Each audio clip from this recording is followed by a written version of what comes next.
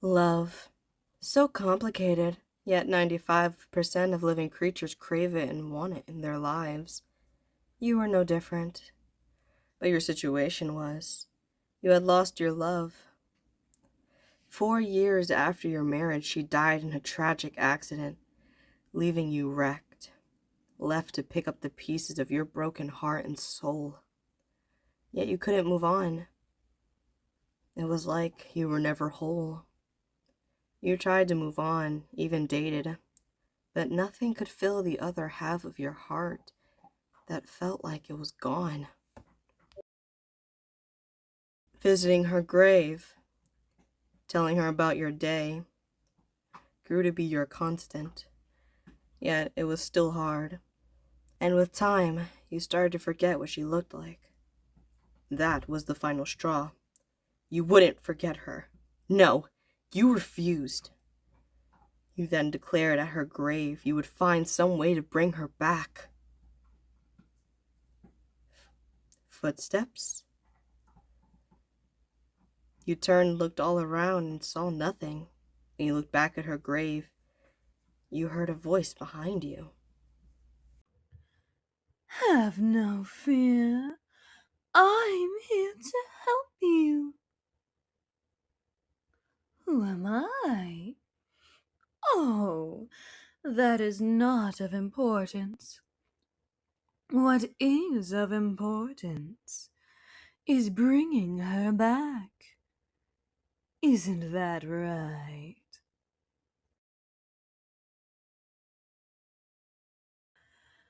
How can I help?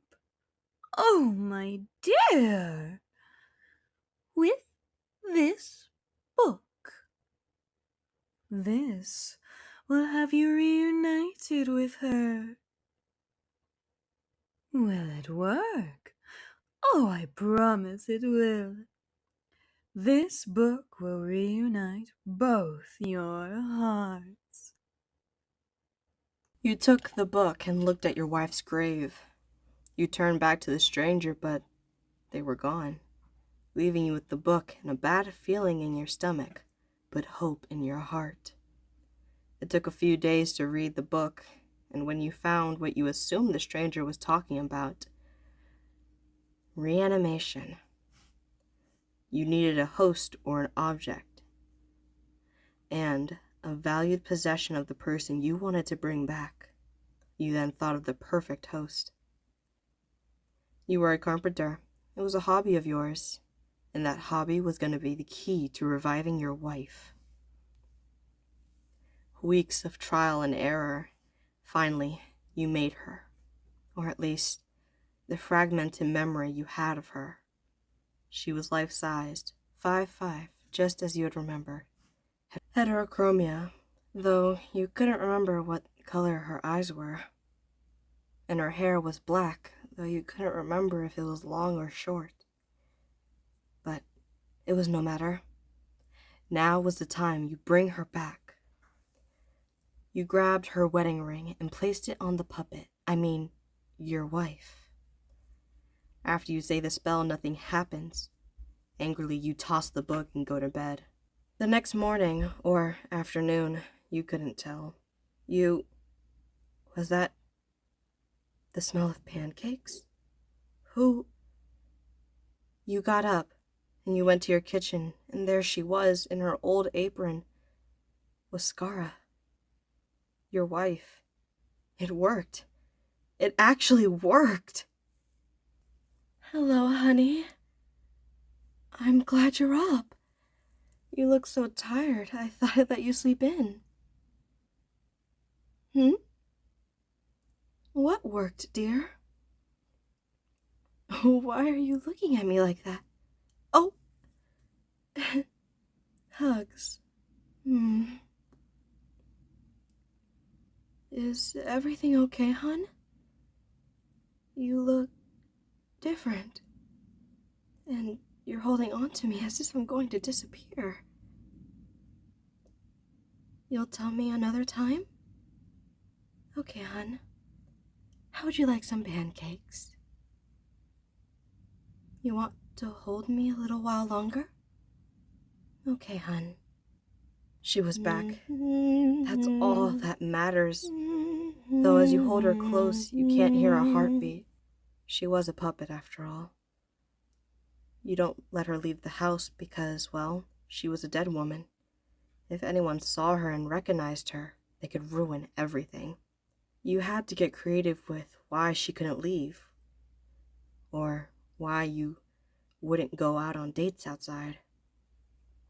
She didn't remember anything before she died. So, she was getting more and more agitated as the weeks go by. You had to tell her the truth.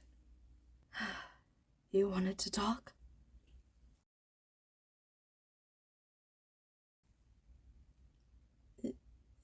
Hun, you're stuttering. Here, hold my hands. Sorry. I've been cold. I still love you, and whatever you have to say, I'm here for you. Holding her hands, you feel nothing.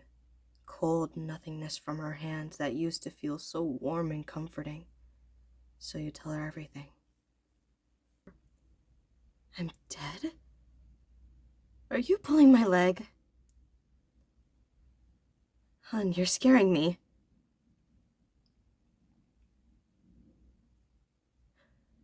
So I'm not real? I'm a puppet? Why did you bring me back?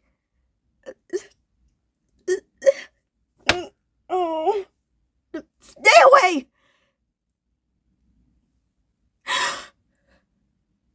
I remember.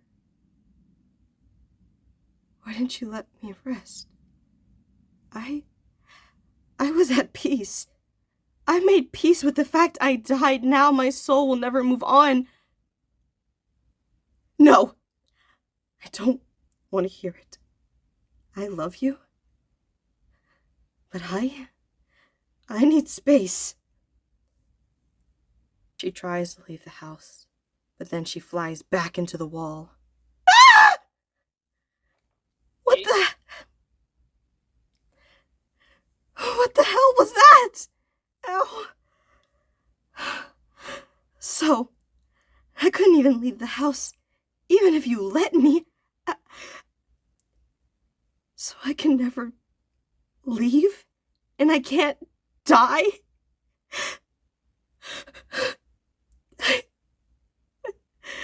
I can't believe you did this. She curled up onto the floor and sobbed. Even as her eyes shed no tears, you leave her alone to come to terms with her new reality. Days go by and she's giving you the cold shoulder. Till the day of your anniversary. She did a whole 180. And she relieved your heart, saying it was all okay and she just needed some time to come to terms with it. Night. Calm and serene.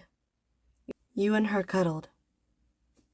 And it felt so great after so long.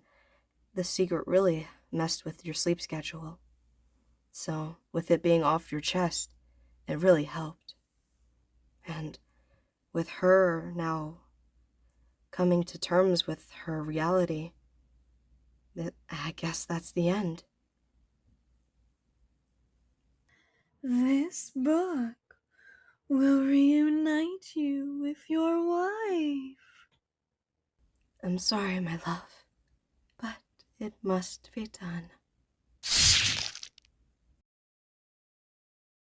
Turns out she was reading the book behind your back, and killing you would end the spell and send her soul back to where it was, if she did it with her own hands. Slain by your own lover. I guess there are worse ways to go.